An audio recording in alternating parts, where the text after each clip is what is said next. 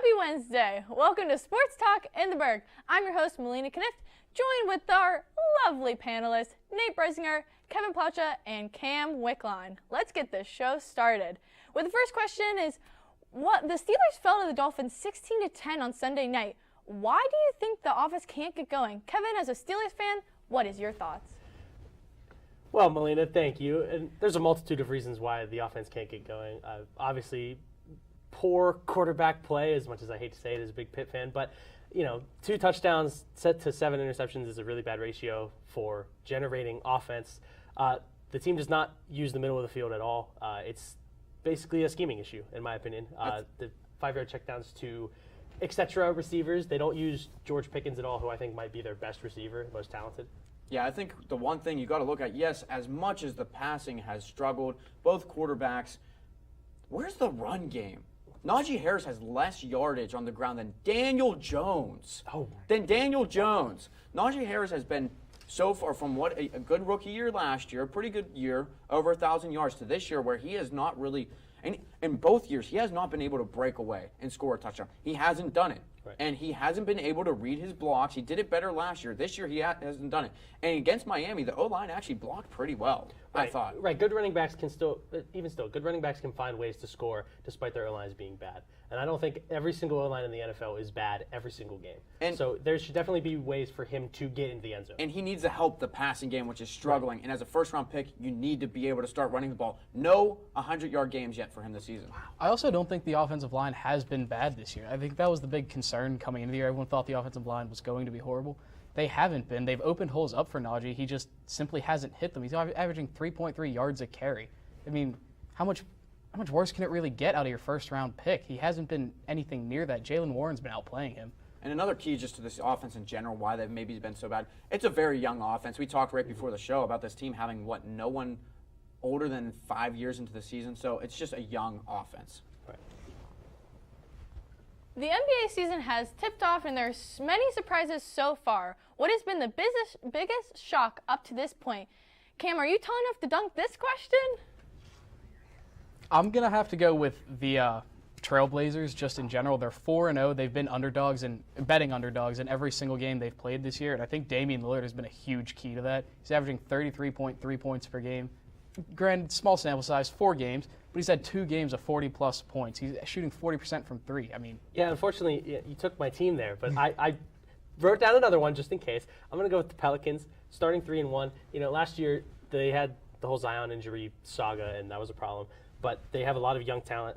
They have Brandon Ingram. Obviously, C.J. McCollum is a more established player, but Zion, last year's first-round pick, Trey Murphy III out of Virginia, and established Georgia Tech guard Jose Alvarado. They definitely have a lot of younger talent, that, especially with Zion. I know he had a diagnosis as a hip contusion after he took a nasty fall, but he should be back in a couple of games, and they have a lot of young talent that they could really, honestly, reach the playoffs with. So I wanted to look at 2 teams that have struggled so far to start the season, the Sixers, but I want to look more in depth at the team that the Trailblazers beat, the Lakers. The Lakers are 0-3, and I know maybe it's not the biggest surprise because obviously their roster's a little bit older. Westbrook, LeBron, Anthony Davis, especially Westbrook, going out of his prime. But this team, they're shooting 21% from three-point range.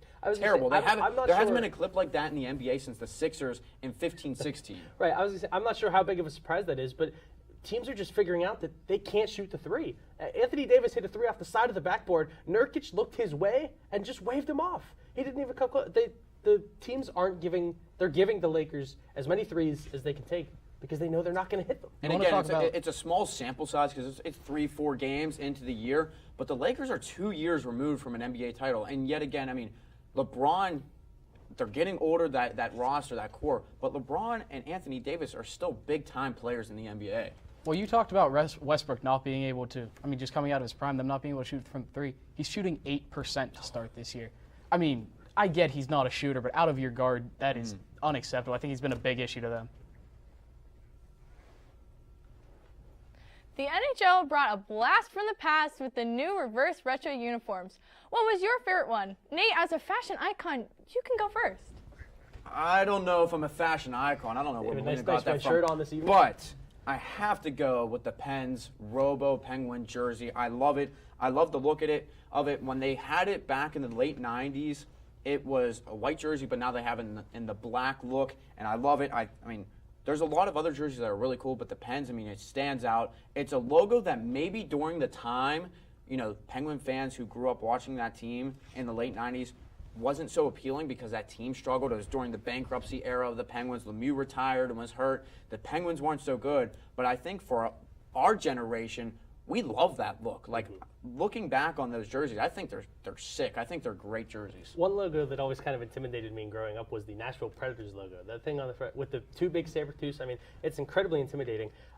I honestly so it's still my favorite, but I think the Predators, it would have looked a lot better on a navy jersey. I don't know how you could go with that as your favorite. I mean, it's a yellow mustard jersey. I think the logo is cool. The jersey itself is probably one of the worst jerseys in the retro jersey. It would definitely look better on a navy blue jersey. But I think the logo itself makes up for a lot of the missed opportunity, I guess, in color scheming. You guys were both wrong here. I thought it was pretty clearly the Kings jerseys. Whenever they came into the league in '67, they had purple and yellow jerseys with honestly the same look they have on their reverse retro, except now it's just a white base with still that purple and gold accent. It bounces off of each other really well. It looks similar like my high school's hometown colors, so a little biased, but I love the way it looked. Well, I like the Penguins one personally, but the World Series is set to begin on Friday as the Phillies will take on the Astros. Who do you guys have winning it all? What do you have, Nate? Well, I got to go with the Fightins, as our boy Cam Macariola likes to say. I just think they're going to continue this sort of miracle run. 87 wins coming into the playoffs. Who would have thought they'd be in this position? They're 9-2. 9-2 against some really tough opponents. The Padres, they beat the Braves, and they beat the Cardinals. So these are teams, not easy schedules, but they're finally, the roster's coming together. Bryce Harper, you're seeing why the Phillies paid $330 million or had signed a contract for that. You're seeing guys like Rhys Hoskins. You're seeing guys like Kyle Schwarber, who had 46 home runs during the regular season. They're stepping up. The pitching staff, their lineup going in, especially that first two games with Nola and then Wheeler, they're going to dominate. I think they can win. I think it goes 6 or 7, but I think the Phillies come out top. I was going to say, watching the Phillies in this postseason has definitely been entertaining, but I think the magic is going to run out. I really do. Now, Bryce Harper and Rhys Hoskins, they've had unbelievable postseasons. The pitching has been dominant, but they faced a Braves team that was on a downslope, in my opinion. They're the World Series champions from a year ago. And the Phillies, they also don't even really have a reason to be in the postseason. The only reason they're there is because the playoffs were expanded. But first of all, we're not talking about, they just made it in the playoffs. We're just talking about what they're doing right now. They're 9-2. The Astros are undefeated in the postseason. It really doesn't matter. They swept the Yankees. Yeah, but the Phillies would not sweep the Yankees. It really doesn't matter. The Astros have way too much star power. I mean, the Phillies are a good team. They're playing well, don't get me wrong. But as of right now, Verlander came in with a 1.75 ERA. He's old as dirt, and he's performing like that. They have one person on their team with an ERA plus under 100, which is a stat where 100 is league average. Their pitching staff is absolutely dominant. They have 6 people in their lineup with an OPS plus over 100, where 100 is, again, league average. Yordan Alvarez is an MVP candidate, 306 average. If average doesn't do it for you, he's one of 4 players in the MLB with an OPS over 1,000. Altuve has 28 home runs.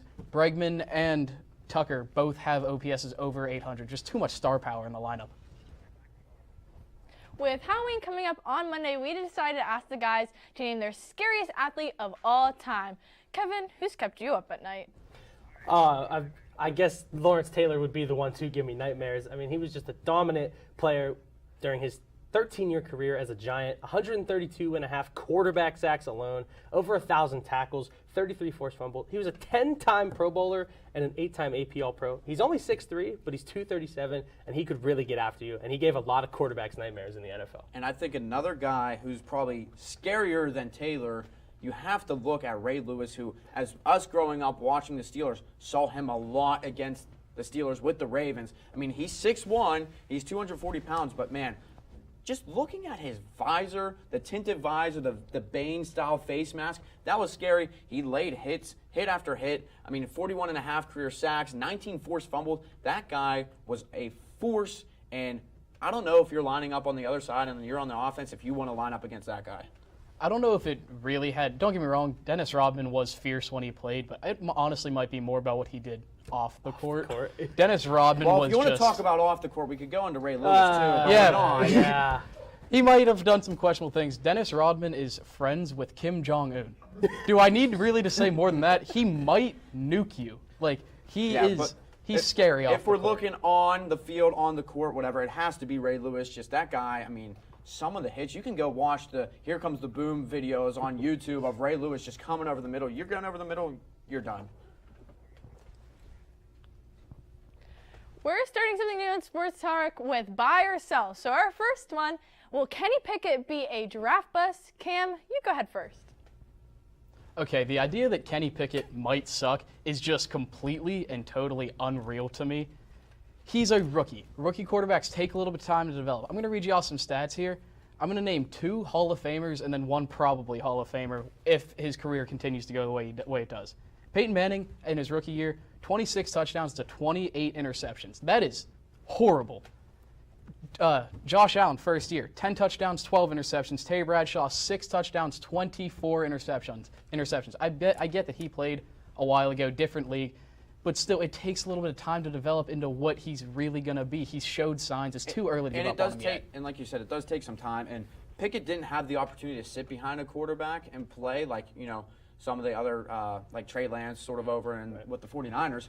But I think that, the idea that, honestly, this is even a question about him being a bust 3 starts into his career, I think is a little absurd. Now, do I think he might not live up to high expectations?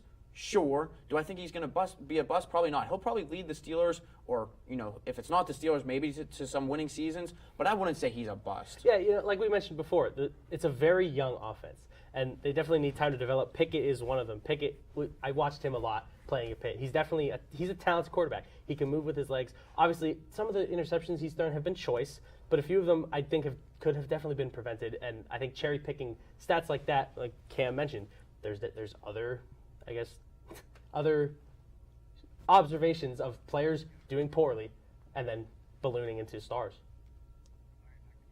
When we come back, we'll take a look at the college level right here on Sports Talk in the Burgh. Every day, Millions of people are connecting and even though we're overcoming obstacles, watching each other's backs, and banding together. we should still make an effort. We should still make an to effort. get to know each other, on a deeper level. Father, cosplayer, Mentor. Actor. it's time we take a step forward it's time we take a step forward. Come together. and discover How accepting our differences can make us stronger. Yeah! Sam, Elmo! Oh, hey, Julia. You ready to play band with us? I'm gonna play my clarinet. And Elmo's gonna play his drum. Drum loud. Oh, well, you know what to do, Julia. Julia knows. With Julia's autism, loud sounds can be too much. But she still loves to make music. Play band. Early screening for autism can make a lifetime of difference. Find out more at screenforautism.org.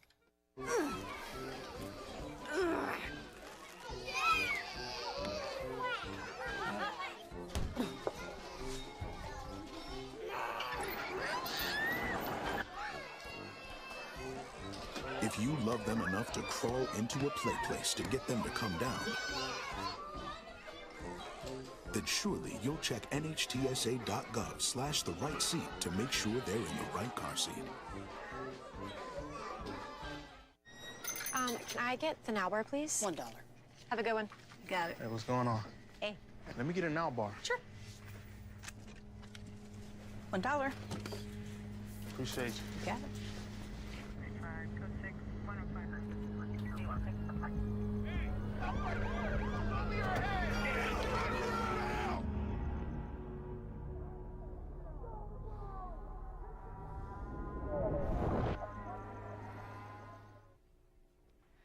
Welcome back. For our second buy or sell on Saturday, Pitt fell to Louisville. Now that the Panthers are 4-3, does that make you feel that 2021 was a fluke year? I know you guys could talk about this for hours, but Nate, go ahead first. Keep it short. I'm going to have to sell that it was a fluke, because if you look at the definition of a fluke, it's more of a, surprisingly piece of luck that, they can go out and do that, go 10-3 in a year. But I think, it was lining up to be that type of year. The years leading up to it, they had the players in place. Narduzzi's also was in, later in his tenure, coming up on his 7th, 8th year, and they finally got it done. They beat some bigger teams. Clemson, yes, they had some injuries in that game, but Pitt rose to the occasion, beat them. They beat a very good Wake Forest team as well. They crushed a very good Wake Forest team at that with Sam Hartman's a good quarterback. But I wouldn't say it's a fluke because you knew Kenny Pickett going into that year was going to be good. They had the recruits. The defense for several years was lined up to be a very good defense that season. Right. So I wouldn't say it was a fluke. Right. If the stars were all going to align, it was going to be last season. It was Kenny Pickett's 5th year. The defense was stepping up. The O-line was all seniors before they returned this year for their super senior year. But the O-line was all a bunch of 4-year veteran starter guys. If anything, if last year was going to be the year and it ended up being the year, obviously with a couple hiccups. I mean, this year, I feel like, now don't hate me for this, I think this year might be more of a fluke than last year because it doesn't make sense that you have all of this offensive star power, you have that entire O-line returning, you still have that defense led by Servassier Dennis and company, and they can only score 10 against Louisville and score 7 for 3 quarters against Georgia Tech? I mean, it doesn't make any sense. I mean, I'm going to have to buy this take, and you're right. By the definition of a fluke, it isn't a fluke because you knew it was going to happen last year. But it's not sustainable. They don't have a guy like Kenny Pickett, a first-round quarterback, coming through their program every year. No, they don't. Hold on. Give me a second. Listen to these recruiting class rankings, okay? In the last 4 years, Pitt has brought in the number 70, 33, 42, and 56 recruiting classes in the country. Compared to Clemson, which is the class of the ACC, which they have to beat, 14, 5, 3, and 12. Well, Clemson last year. And sometimes it doesn't have to be about recruiting class. Look at Miami this year. They bring in the top 15 class But still, all the time. Pitt doesn't have the talent to compete with Clemson on a yearly basis. They beat Clemson last year. DJU got benched in that game. It happens sometimes. It's not going to happen consistently. DJU was a 5-star. Exactly, and he got benched. Let's keep it going with another buy or sell. The defending champs Georgia Bulldogs are 7-0 in the year. Are they the favorite team to win it all? I'm going to have to sell that because it's so hard to go back-to-back in any sport, and Georgia still has to get through the SEC championship game, which is easily and by far the most difficult championship game out there. But I have to think that the Big Ten might have a word this year in the national championship contention. I think Ohio State and Michigan, hard for me to buy that Michigan, point. right? Michigan. I think both teams actually might have a word. Whoever wins the Ohio State-Michigan game, I think could win the national championship. Don't we say that every year though, and then they never win? I think it's so hard for me to buy your point of the Big Ten is going to be that team to win this year. I think Georgia, I'm selling it based on the point that I think Georgia's the 3rd best team in their own conference. I think Tennessee and Alabama are both better than Georgia. I mean, Tennessee and Alabama had the game of the year last week. Tennessee, ever since they beat Pitt and only scored, 3 points in the second half, they've looked like a completely different team. Hendon Hooker has looked like a Heisman candidate, which I did not expect to say in the beginning of the season. And Jalen Hyatt is a monster of a wide receiver. I think claiming that Bama is the 3rd best team in their division is outrageous, in all honesty. Bama is a very good team. I said Georgia. Georgia's the 3rd best team. That's just as bad. I think that's just as bad, honestly. It might even be worse.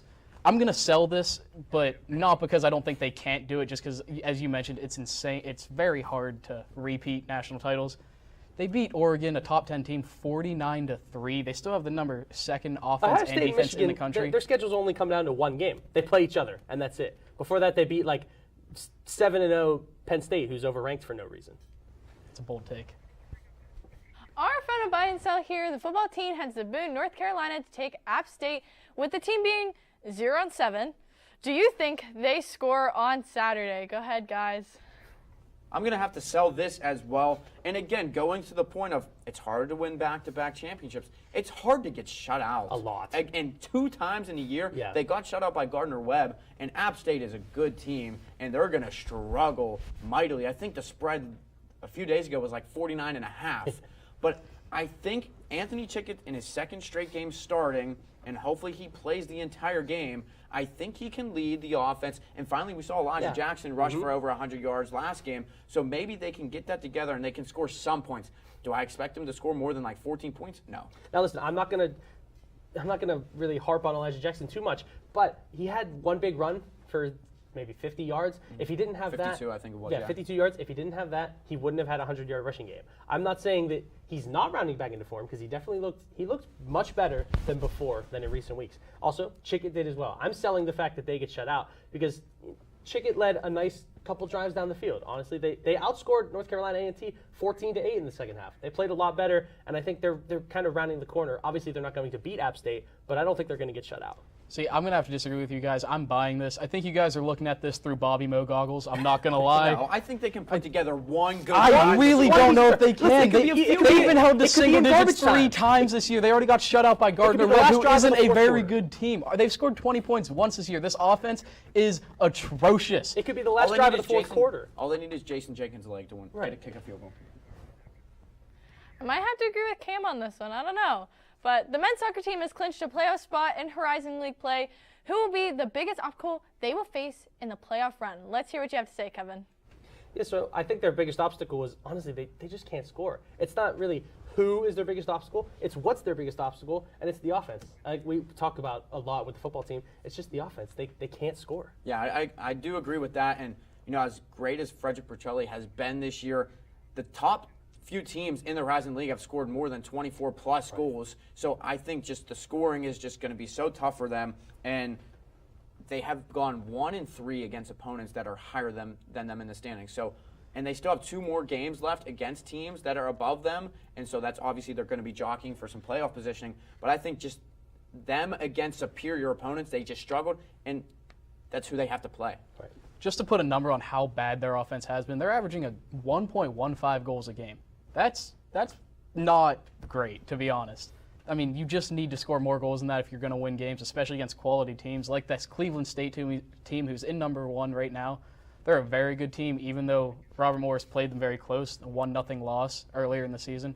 Still don't know if they have the offensive firepower to get this done. Yeah, and I wouldn't even, I'm not, 1.5, 1.15? 1.15 goals All a game. teams score below, 2.5 goals per game. Right. So it's not that surprising that they've scored like that, but it's just the fact that the other teams that are higher than them, especially 1 through 3 in the Horizon League, are scoring above the 2 goals per Right, game. and if you're only scoring 1 goal per game, you have to rely on your goalie, Frederick Petrelli, to shut out the better teams, and that's not going to happen. There's just going to be too much pressure probably on him. Right. So. Well, the volleyball team has not won a game since October 7th. Yikes. Why has the team taken a nosedive this year? Go ahead, Cam, can take a dig at this question. I mean, this is a super, super young team. They have 5 upperclassmen. New coach, I mean, not exactly a recipe for success. I think they're going to be good eventually. I just don't think that time is right now. And to build off of that, I think, you talk about the young team, you talk about Doherty in his first year, and they lost 4 big-time players last year. But also, especially watching this most recent game against Green Bay, their communication is just lacking. There's plays where they're on their side of the court and they're hitting the ball around, and there's just not someone where they're hitting the ball to.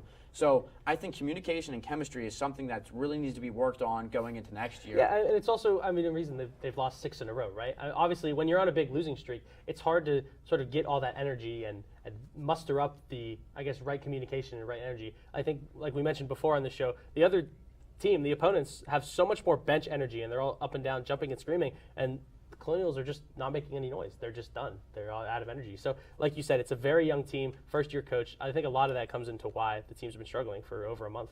And I think they need to look into it at this point, the rest of the season, that they have 6 games left. Those teams are also looking to get playoff spots. They just need to go in and look and say, hey, let's upset them. Let's kick them out of the playoffs. Right. When we come back, the guys will give their final takes, find out if Kevin or Nate make it about Pitt on Sports Talk in the Burgh. It's been difficult because I hadn't been able to see my grandchildren. I can't wait to get back to field trips with my school. Not having to think about putting on a mask. I really can't wait to get back to life, really. I miss all my friends. I miss taking pictures in school. An expression on someone's face when you do something nice for them. COVID-19 vaccines are available, and they're the first step to safely getting back to things we miss most. Visit getvaccineanswers.org so you can make an informed decision about COVID-19 vaccines. Imagine being fired because of who you love. Imagine being denied medical treatment because of who you marry. Imagine being evicted because of who you are. Millions of Americans don't have to imagine this. They have to live it. Because in 30 states, it's legal to discriminate against LGBT people. It's time to make an informed decision about COVID-19 vaccines. The dangerous new Delta variant is more than twice as contagious as the original virus and can affect anyone. Right now, 9 out of 10 hospitalizations and deaths from COVID are among unvaccinated people. Getting vaccinated might save your life, and there's now an option that's fully approved by the FDA. Learn more at getvaccineanswers.org. Honorary Forest Ranger Betty White here, lending a hand to my dear friend Smokey Bear, because for years he's only said, only you can prevent wildfires. But there's a lot more to say. Like, if you park your car on tall, dry grass, the hot exhaust pipe can start a wildfire. So keep the animals safe, especially the cute shirtless one. Go to SmokeyBear.com to learn more about wildfire prevention. Welcome back. Let's send it to Kevin for his final take. Thanks, Melina. Over the last couple of weeks, there have been some conversations about expanding March Madness to include more teams. Talks have all centered around adding, on average, at least 20 teams to the tournament. This would severely devalue each game, as you would be able to lose more games but still get in. It isn't like college football where if you lose 2 games, your season is over. It's a much longer season, but every game still means a lot. Unfortunately, terms like load management would creep their way into college basketball talk if more teams were added, which is something the sport does not need. It does not need to become NBA light. Teams get snubbed from the tournament every year, but it does not mean that the NCAA tournament should massively expand. They should not expand the tournament at all. With it being the biggest NCAA event on the calendar, it obviously makes sense why they would consider expansion. More teams equals more money. We saw that with the college football playoff. But it would ruin the product to the point of oversaturation. Heck, 64 teams is already a lot for some fans to keep track of. Undoubtedly, the Major League Baseball regular season is arguably the most boring season in all 4 major North American sports, but they sure do make up for it during postseason baseball. The atmosphere across the MLB when it comes to playoff time is incredible for the Pirates fans. Remember back in 2013 when PNC Park was rocking after 2 decades of no playoff baseball? When the fans got under the skin of Cueto, and then Russell Martin sent one into the night sky and into the sea of black with thousands of Jolly Rogers waving recklessly, the scene was indescribable. To this year, the crowds in Seattle, to the mosh pit in the bleachers at Yankee Stadium, and the pandemonium at the bank during the NLCS, postseason baseball brings out the best atmospheres, hands down. The long 162-game season brings out all the emotion come postseason. And I am sure the bank will be rocking again for the Phillies in the World Series as well.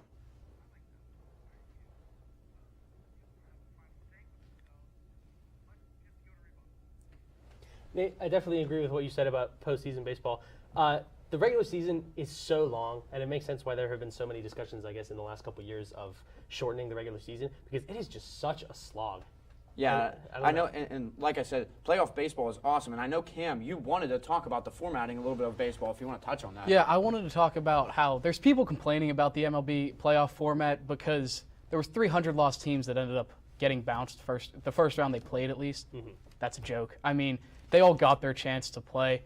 Whether it was the Mets in a 3-game series or the Braves and the Dodgers in a 5-game series, they all got their chance. Right. At that point, it's kind of just fan bases that are salty that they spent the entire regular season getting all these wins, and then it just amounted to nothing. Exactly. I believed it was a case of people being mad that what they believe should happen didn't happen. Right. But I think the best part of sports is the underdog story. And no, if we don't have that, what's the point? Yeah, and the Phillies are no bigger of a example than right now in this postseason. I mean, watching those postseason games, like you said, Nate, has been absolutely insane.